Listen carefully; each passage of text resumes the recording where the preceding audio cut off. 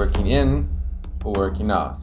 What is the difference? Everyone knows about working out, but have you ever heard of working in? Everything can be understood through the lens of energy and information. The human body is an energy generating machine. Everyone always talks about time. Time is money. Time is the most valuable resource. Well, I have a little bit of a different belief. Energy is the most valuable resource. What good is time if you have no energy? Instead of thinking about time management, start thinking about energy management. How can you manage your energy to get the most out of your day?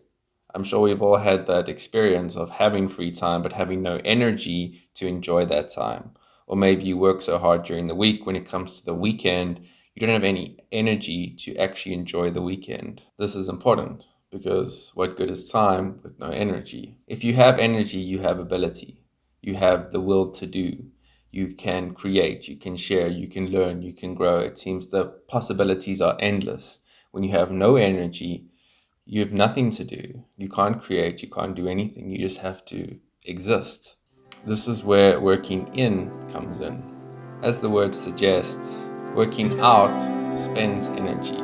Working in builds internal energy. You go to the gym, you work out, you're spending your energy, you're exerting yourself.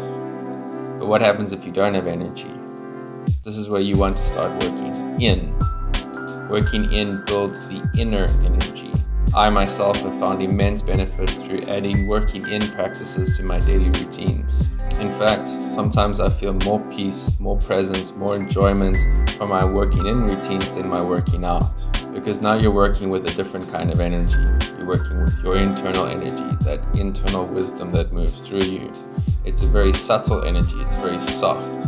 Working out is very loud and obvious, but working in is very quiet and subtle. Examples of working in would be yin style breathing, qigong, tai chi, yin yoga. These soft, slow energy movers is what cultivates your internal energy. We call this chi. Chi is your life force, your inner energy. And the faster you move, the slower your chi moves. The slower you move, the faster your chi moves. So it's a bit paradoxical to what we're used to. But learning to cultivate this slow movement, incorporating the breath, really lends itself to generating a different kind of energy. These days, most people are spent. They have no energy, they have very little time, and this is where you want to start turning inwards. A few minutes of a working in exercise can generate a lot of energy and a lot of ease in the body, because remember, energy must flow. When water is stagnant, that's when it gets sick and disease, similar to the energy flow through your body. When energy flows smoothly, that's when there is liberation and well-being. When energy is stagnant and stuck, that's when sickness arises. This is why I created my working in exercises, which you can find on my Patreon. I will post a few of these exercises on YouTube so you can get an idea of working in. But on the Patreon, there are 24 videos of working in exercises. Some of them are well known, like a bridge, but the way you do these exercises like a meditation. It's very important to work with your breathing and work with your body. So often when we go to the gym, we lack complete presence. We take caffeine or lots of pre-workout, we listen to loud music, it's very stimulating, and you start to lose the actual connection to your body, losing how your body feels, how your body is moving, what works, what doesn't. The more you go inwards and you pay attention to how your body feels when you're doing a movement, the more that movement becomes a meditation. The more that movement becomes a meditation, the more that movement becomes a medicine.